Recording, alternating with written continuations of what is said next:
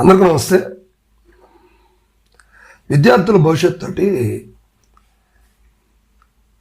గల్లీ నుంచి ఢిల్లీ దాకా ఆడుకుంటానే ఉన్నారు.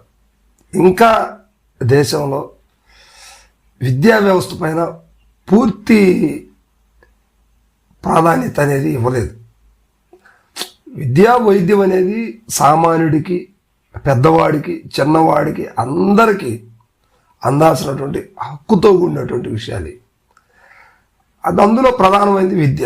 ఎందుకంటే ఒక వ్యక్తికి డబ్బులు ఇచ్చినా ఎక్కువ కాలం నిలబెట్టుకోలేరు, ఆస్తులు ఇచ్చినా నిలబెట్టుకోలేరు, ఏమిచ్చినా నిలబెట్టుకోలేరు. కానీ విద్యనిస్తే మాత్రం ఎలాగోలా బతికేస్తాడు,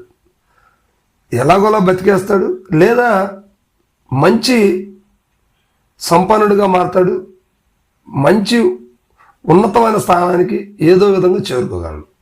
సో ఇది ఎడ్యుకేషన్కు ఉన్నటువంటి పవర్. ఓకే కదా. సో ఇలాంటి చదువుని భారతదేశంలో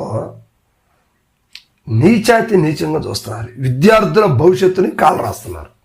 అది ఏ ప్రభుత్వాలైనప్పటికీ విద్యార్థుల్ని వాళ్ళ లైఫ్ని కాల రాచేస్తున్నారు రాజకీయ నాయకులు. మరి వాళ్ళ పిల్లలు ఉన్నట్లేదా? వాళ్ళు ఎందుకు లేరంటే ఉన్నారు. వాళ్ళ పిల్లలు ఇతర దేశాల్లో మంచిగా ఎడ్యుకేషన్ ఎక్కడ ఉంటుందో అక్కడ వాళ్ళ పిల్లలను చదివించుకుంటున్నారు. ఇక్కడ ఉన్నటువంటి విద్యా వ్యవస్థని భ్రష్టు పట్టిస్తున్నారు. ఇది ప్రతి ఒక్కళ్ళు ఒప్పుకొని తీరాల్సిన. ప్రప్రథమంగా నేను ఎవరిని ఉద్దేశించి చెప్పట్లేదు. ఈ మధ్యకాలంలో అంటే బీజేపీ వచ్చిన తర్వాత, అంటే మోడీ గారి టైంలో బీజేపీ వేరు, వాజ్పేయి గారి టైంలో బీజేపీ వేరు ఖచ్చితంగా. ఎందుకంటే పెద్దోళ్ళు సామెత చెప్తారు కదా, రూపాయికి 100 రూపాయల నోటుకు ఉన్నటువంటి తేడా నక్కకి నాగలోకానికి తేడా ఉంటుందని అంటారు కదా. సో ఇలాంటి పరిస్థితి మోడీ గారి బీజేపీ పాలనకి, అదేవిధంగా వాజ్పేయి గారి బీజేపీ పాలనకి చాలా తేడా ఉంది. ఇది ప్రతి ఒక్కళ్ళు ఒప్పుకొని తీరాలి. మోడీ గారు వచ్చిన తర్వాత అభివృద్ధి ఏమో పక్కన పెట్టేద్దాం, కానీ విద్యా వ్యవస్థ ఎంతైనా కూడా కుంటుపడిపోయిందని చెప్పాలి. ప్రతి పేపర్, ప్రతి ఎగ్జామ్ ప్రభుత్వం నిర్వహించాల్సినటువంటి ఒక ప్రత్యేకమైనటువంటి ఒక చిన్న విషయాన్ని ప్రభుత్వం నిర్వహించాల్సినటువంటి ఒక ఎగ్జామ్ కండక్ట్ చేయాల్సిన ఎగ్జామ్ని చిన్న విషయంగా సింపుల్గా ఏదో 1వ తరగతి 2వ తరగతి పిల్లలకు జరిగినట్టుగా, లేదా ఆ పేపర్ను బయటికి తీసుకురావడం, అసలు ఏంటి చెప్పుకోవడానికే చాలా బాధగా ఉంది. అంటే చెప్పడానికి సిల్లీగా ఉండొచ్చు, కానీ దాని ద్వారా జీవితాలు కోల్పోయినటువంటి వాళ్ళ భవిష్యత్తులు ఆత్మహత్యల పాలవుతుంది. సో ఇలాంటి ఆత్మహత్యలు చేసుకున్నటువంటి వాళ్ళు చాలామంది ఉన్నారు. సో ఇప్పుడు దేశంలో నీట్ పేపర్ లీకేజ్ జరిగింది. దానివల్ల కాక్రోచ్ జనతా పార్టీ కావచ్చు, వాళ్ళకి సపోర్ట్గా కాంగ్రెస్ పార్టీ కావచ్చు, కొన్ని చిన్న పార్టీలు కావచ్చు సపోర్ట్ చేయటం, కేంద్ర విద్యాశాఖ మంత్రి ధర్మేంద్ర ప్రధాన్ గారిని రాజీనామా చేయించడం కావచ్చు ఒక కోణంలో జరిగింది. కానీ దీన్ని బేస్ చేసుకొని ఆంధ్రప్రదేశ్లో కూడా డిఎస్సిలో అక్రమాలు జరిగాయి అంటూ డిఎస్సిలో కూడా తేడాలు జరిగాయి. దీన్ని ఖచ్చితంగా క్రమబద్ధీకరించాలి, లేకపోతే ఇందులో జరిగినటువంటి ఆ లోపాలని సరిదిద్దాలి.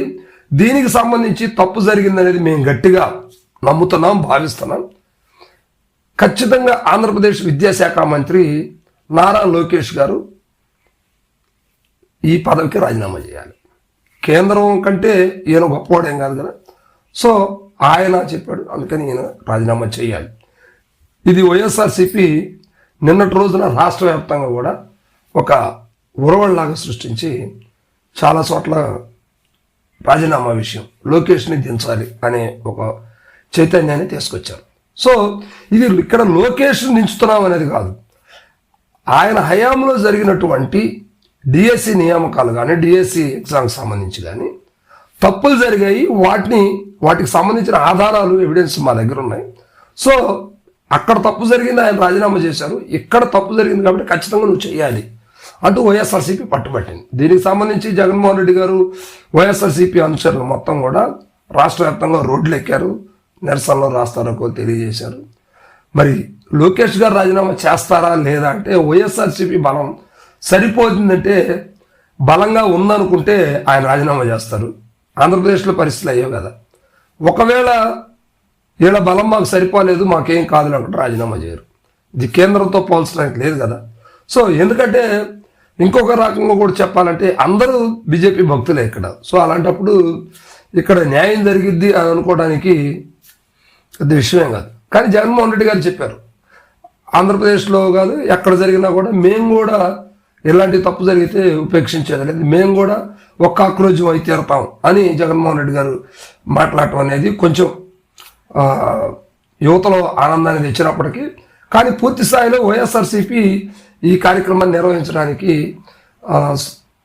బలంగా పనిచేస్తుందని నేనైతే అనుకోవట్లేదు.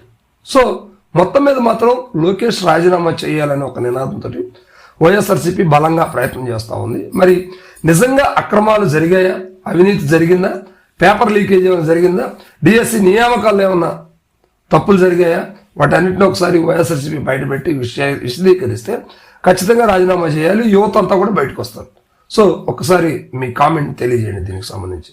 Thank you.